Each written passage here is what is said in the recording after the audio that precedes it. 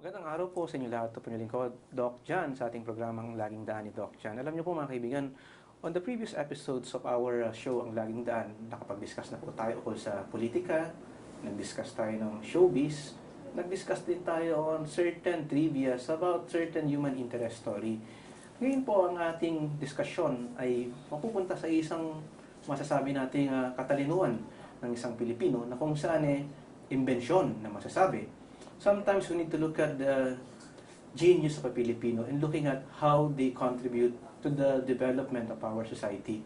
Alam niyo po mga kaibigan, sa puntong yan, pagtitignan natin ng ganitong aspeto, ay marami po sa ating mga inventor ang tila yata hindi nakikita ng ating pamahalaan at nabibigyang pansin ng ating lipunan.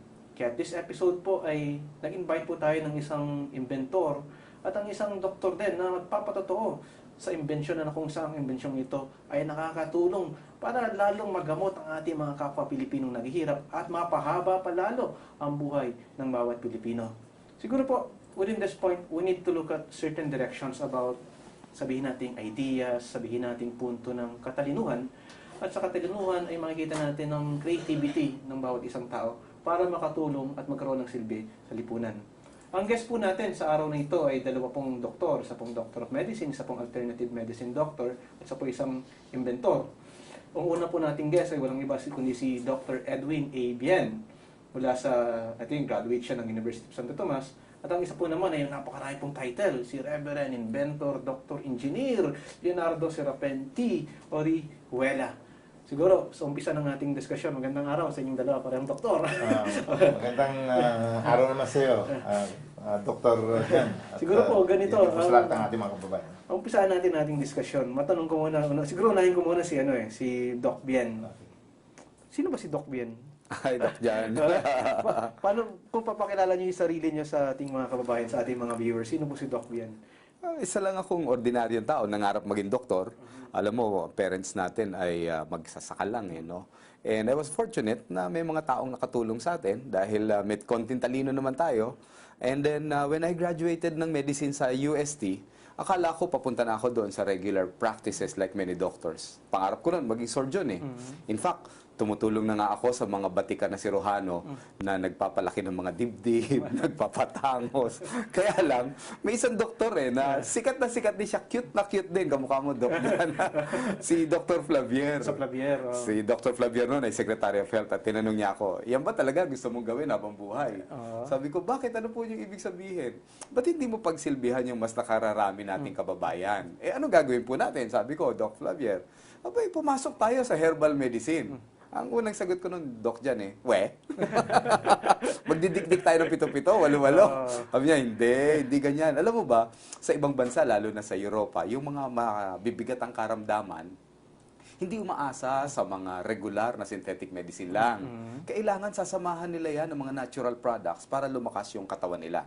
So, mula noon, 20 years plus na nakakalipas, Doc Jan, mula sa pagiging isang regular na doktor who is into synthetic medicine, abay ngayon papunta na ako sa natural medicine dahil mas malaki ang naitulong sa mga pasyente ko kaysa kung ang reseta ko yung mga gamot butika lang. Okay, si Engineer, Doctor, Inventor, Reverend.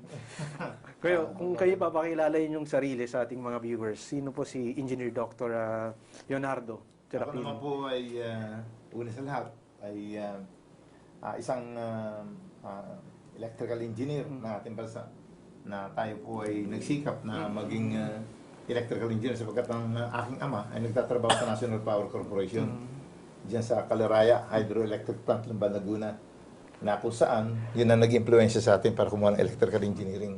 At sa pagkuha ko ng electrical engineering, kaalinsabay niya ng ama ko na isang herbularyo na kapag wala siyang pasok sa National Power Corporation, yung mga dahon ng saging, idadala sa apoy ng kandila, padudulasin sa katawan ng tao, kung saan titigil kakapit, nandun yung mga sala, pasma, mga lamig-lamig.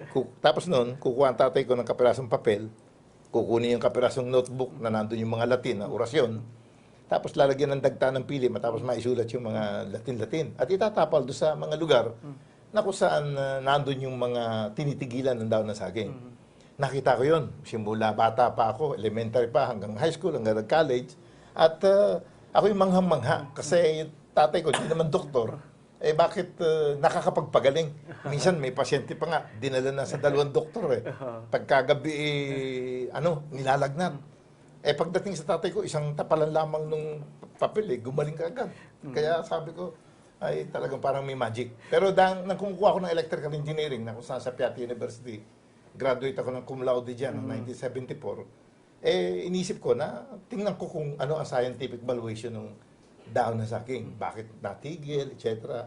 Nakita ko yun. May mga bulong-bulong din na ginagawa yung father nyo? Oo, may bulong-bulong. Na namana naman niya sa ninong niya sa kasal sa Alumbal, Laguna. Ito medyo kakaiba eh. Kasi si Doc Bien is a man of science. Oo. When you say medicine, may scientific basis ba yung mga ganyan? Bulong-bulong, mga...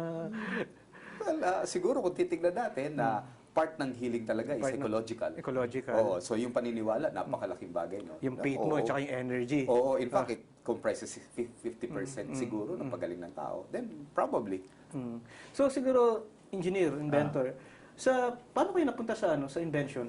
Kasi ganito yan. Kagaya na sabi ko nga kanina, hindi ko sinasadya maka-invento ng aparato. Ang aking layunin lang, tingnan ko kung may scientific valuation yung ginagawa ng tatay Marami ko. na ba kayo na-invento? Actually, aparato yan. Puro Aparato. electrical apparatus yan. Na una, nag-eksperimento lang ako. Wala ko talagang malay na mag-invento. Talagang sinuri ko lang. May dahon na saging, may mga electrical gadget. Tinignan ko yung principle ng dahon saging. Kasi yung dahon saging, pagka lumamig na, eh hindi na nadikit. Kaya mabilis ang paghahanap. Yung balat ng saging tsaka bunga ng saging din yung pinag-aralan? Hindi. Dahon lang na saging. Dahon lang na saging. Special na saging pa yun. Saging na saba. Saging na Hindi sama. pwede yung senyorita, yung turdan, napuputol pag hinila mo. Ganun yun. Oo. Ngayon, sa aking pagsasaliksik, mga 200 experimentations yun, dumating ako doon sa sistema na nagkakaroon ako ng mga experimentation. At nandiyan, nakita ko yung iba-ibang mga lugar na kahit hindi mo ituro kung nasaan yung masasakit ng katawan mo, mamamangha ka doon sa prototype ko pa noon, natigil na kapit sa mga lugar na yun. At doon naman sa mga walang lugar na nadulas. Pero medyo kakaiba, no? From engineering, electrical to healing. Hindi, kasi ganito yun. Sa unang tingin mo, parang kakaiba. Pero kapag ka ikaw ay electrical engineering, alam mo kasi, pag electrical engineering, you are dealing with the smallest particle of matter. Ang composition ng katawan ng tao, matter tayo. Matter, oh. We are a composition of atomic elements, compound molecules, at ang isa't isang atomic elements nagtataglay ng umiikot na electrons sa nucleus of an atom, and we call that Yeah, particular movement of electrons electricity. Electricity. Oo. Kaya walang bahagi sa ating katawan na walang kuryente. Sample nga natin, yung samplein nga ginawa natin kanina. Di ba? Dito. Di ba ito, nararamdaman mo, hinahawakan kita. Yan. Yan ang tinatawag na neurotransmission, kaya nararamdaman mo. Pero dito, sa pamamagitan Magaling, magic, ano? makikita mo kagad yan. Yan. Ngayon, kung makikita mo, bakit may ilaw kagad yan? Kasi, Baka may battery yan. may battery talaga ito. Ang pinuprove nito, kasi, ang katawan ng tao may minerals. Okay. Pag sinabing minerals, yan ay metallic elements. At ang mga minerals at metallic elements, marami silang free electrons. That's the reason why yung mga wire ay ginagawang electrical conductor. Yan. Yan. Kaya may kuryente tayong lahat. Yan. Pero mahina-hina ang kuryente mo yan. Mahina-hina ang kuryente, oo. Dapat, yan, mahina. Kulang sa practice, ganun. Ayan. Puro nationalismo, Ganito siguro, napunta tayo din sa invention, napunta tayo din sa background ninyo. Siguro, on the second part of our program, we will discuss furthermore of the innovations and the technology na i-contribute ni Doc at ni Engineer sa ating lipunan. So we'll concentrate right now maybe on how this product or how this technology would make people benefit from it, kung paano ito makakatulong. Kasi importante po, bakit natin inuuna muna yung tanungin kung ano yung kailangan na malaman sa isang inventor, sa kanyang pagkatao. Because po, ang isang produkto, ang isang teknolohiya, minsan ang mga tao po tinitingnan muna yung background ng inventor, hindi yung produkto So we need to establish the credibility. Parang ganito po sa psychology, minsan may isa nga pong tanong pag kayo po ba ay nagtanong sa isang loko-loko ng 2 times 2 at sinagot ko ng 4, maniniwala ka ba sa loko-loko? Sasabihin ng iba ay hindi ako naniniwala kasi loko-loko, pero tama yung sagot. So sa punto-punto, ngayon titignan na natin kung ano yung sagot, yung 4, yung produkto, yung invention. At yan po ang pupuntahan natin sa ating susunod na episode, sa susunod na segment.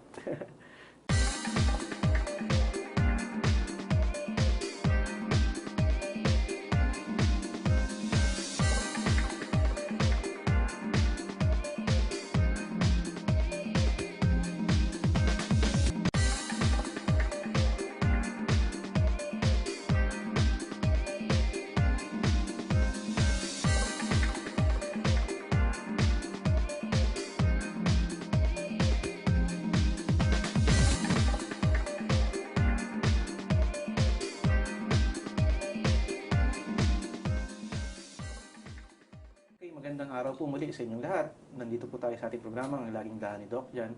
Kanina na-discuss natin kung ano yung background ni Doc. Dalawa nating doktor dito. Pagsaya pang tatlo, Doc na. Tatlo na kami Doc dito. Alam niyo po, we look at certain aspects on how these inventors are credible enough to present their product. Ngayon po siguro, puntahan natin ngayon yung the actual technology, yung na-invento ni engineer. Engineer, ano ba itong Itong aparatong ito, actually, innovation na po ito. Ito yung pinaka-general aspect ng ating invention. Ito po yan. Medyo malaki ito at talagang iahagod natin yan sa pasyente.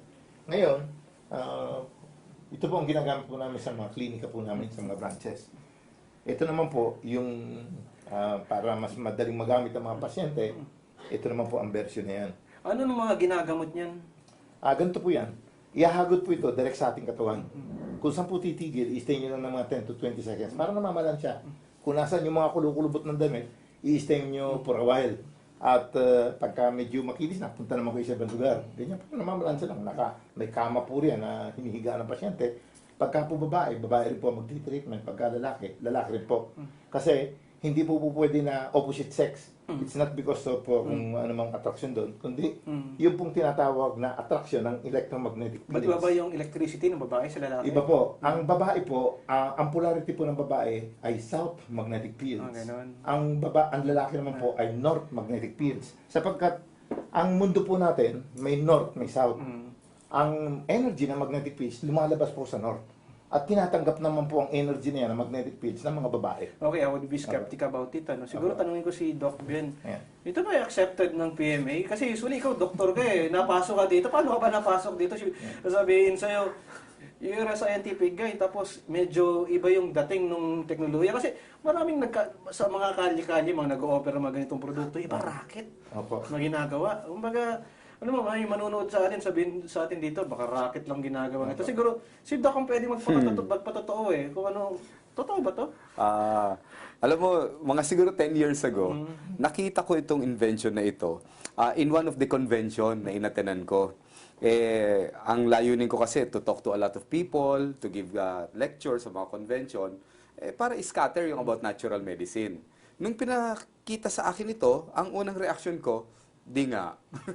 Like many others, yun, ano. Pero, na-recall ko ito nung ako mismo nangailangan ng tulong. Doon ko nakita na, unang-una, hindi man ito accepted ng Philippine Medical Association, pero kung titingnan mo naman yung kanyang credential, it was approved by the scientific community ng Europe, particularly Switzerland. So, medyo umurong tayo ng konti doon, ano. Nung nagkaroon ako ng sakit, yun ang naging matindi doon, Doc Jan. Yung naging sakit ko noon is called Bell's palsy. Unknown and cause noon, sabi nila, stress daw. Pakita natin yun sa picture niya yun. Oo, yung talagang pagising ko, na paralisado talaga yung kaliwang mukha ko. And then, when I went to my friend doctors, wala silang mai-offer na cure, except steroids. As a doctor, alam ko na ang steroids, hindi naman nakakagaling talaga yan eh. Maybe it will alleviate some konti, but it will cause more problem. Like what happened to me, nagkaroon ako ng mga komplikasyon doon. Nagkaroon ako ng gastritis. So, gaano katagal ka na treat nitong from that? Parang kang na-stroke doon. Parang na-stroke, paralisado talaga. Paralisado yung mukha mo. Oo, nag-suffer ako ng matagal. Nung makilala ko to, it only took about mga siguro isa o isa't kalahating buwan. At bumalik ako doon sa 90% normal capacity ko. At ngayon, ginagamit mo na to sa yung mga clinic? Yun ang naging dahilan. So, mga 6 or 7 years ago, nagsimula na akong ikalat yan sa mga clinics ko. Pero do you need a professional practice o professional training para magamit ito? O isang ordinaryo pwedeng mamamayan? No? I would say mas maganda na may training dapat. Kasi ang hawak nila buhay, katawan ng tao eh, no? So, nag-undergo sila ng training. Kasi ito, electricity ito, hindi mo pwede lahat ilagay mo kung saan-saan. Delikado. Oo, may mga paraan, may mga kailangan silang gawin in preparation, may mga inaalis sa katawan tulad ng mga bakal. At saka yung tao, kailangan ipapaliwanag mo rin sa kanya how it will help the body. And it's very simple eh. Sino ng mga naging prominent na patient mo na Marami-rami na rin. May mga politiko, may mga may-ari ng paaralan, may mga ari ng malalaking restaurant, at may mga celebrities. At yung mga celebrities na yun until now are still in the business. Very simple lang eh. Kung totoo ito o hindi, na-realize ko nung ni-research ko mismo. Alam mo, tulad na lang ng isang inaatake sa puso, hindi ba tumaasa tayo bilang mga doktor sa paglalagay ng tableta sa ilalim ng dila? Tapos kapag nag-flat na yung pasyente, kinukuryente namin para mabuhay sana yung pasyente. So, ang prinsipyo nito is, bakit hahantayin mo pa yung puso na totally mag-flat at mawala yung kuryente? Kung tulad ng cellphone, pwede mo namang i-recharge yung lobat. And I consider this a rechargeable para sa isang pusong lobat. Engineer, ano yung mga sakit na pwede niyang gamutin? Actually, ganito yan. Ang ginagawa ng aparato, i-correct yung electrical imbalance on the subatomic particles of matter. Pero The balance of every the- human have electrical imbalance, di ba? Yes. Oo. Mapagod ka lang ng Oo, konti. lahat Electrical eh. imbalance na Oo. yon. Yung maligo ka nga lang, na electrical imbalance ka na. Mapuyat ka lang. Electrical Ano imbalance mga na yan. sakit gagamutin niya? Actually, marami. May cancer, may sakit sa puso, diabetes, mga tumor, stroke, yung mga paralysis, yung mga pinupulikat, rheuma. Sexual dysfunction. Ay, dito ang tutok niyan. Sa likod. Diyan, dito tututok yan. Sa likod. Sa likod. At ito, ibababa nyo hanggang dyan sa may hita, dyan sa may malaking ugat natin dyan, papunta sa dito sa likod ng alakalakan. Yan, papawisin yan. Pag pinawisan yan, ibig sabihin, pabagsak na yung plug ceremony mo. mas At nagpa-plug retreat na. Kinakailangan, up to the time na wala na halos lumalabas na pawis. At dito, sa banda rito sa likod, papawisin din na papawisin yan. Kasi kalimitan ng mga pasma natin nasa likod. Kasi may isa, mga nagmamaneho. Kaya mali yung kasabihan na Diyan, mas kung gusto mo lumigaya sa driver ka sumama, mali yun eh. Kasi puro pasmado ba yung no? Kung sumama sa inventor ka sumama. Ayan, sa inventor ka sumama na may bis. Oh, at yung tungkol naman sa sinasabi nating safety requirements ng ating invention, ito pong ating aparato ay patented po yan. Ito po ang itsura ng patent approval ng ating bansa. May Republic of the Philippines.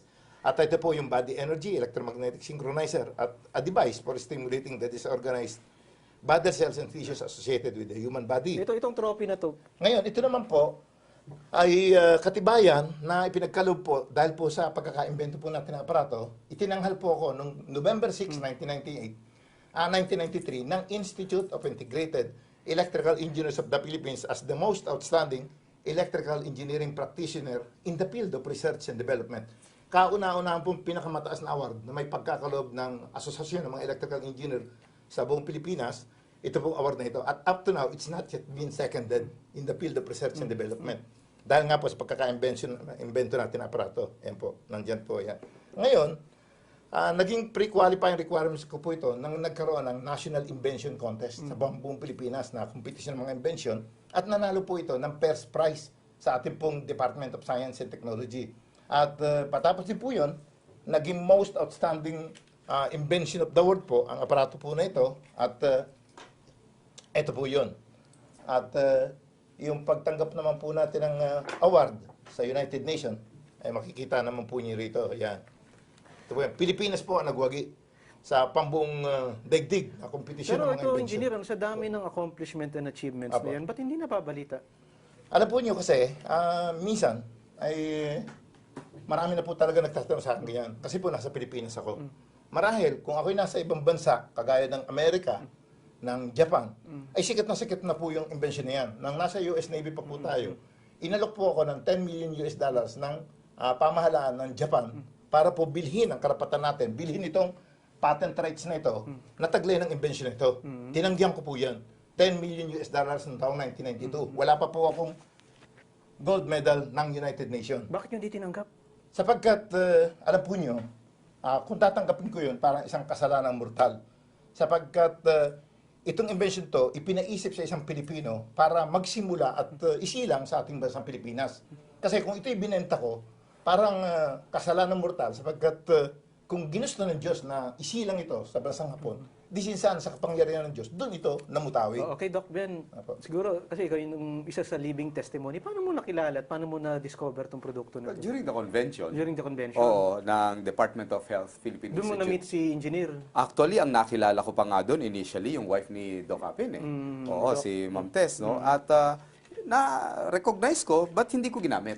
Hindi ko ginamit. Yung secondly, na nakita ko na to, is one interview na ginawa namin sa television. And then naalala ko ito nung magkasakit na ako.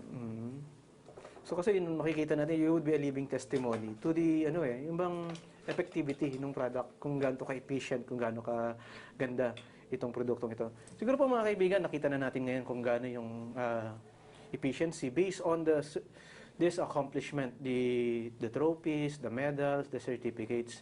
Now, in a product or in an invention, siguro dapat makita naman natin kung ano yung actual na kung paano to ginagamit. Siguro yung mga viewers natin na medyo magtataka, ano ba yan? Paano natin gagamitin yan? Mahal ba yan? O ano ba yung maaaring magastos namin just in case kami magkakaroon ng treatment? At hindi ba dangerous yan? O hindi ba nakakatakot yan? Kasi kuryente. Siguro po, within that part, we will discuss it in our next part of our segment.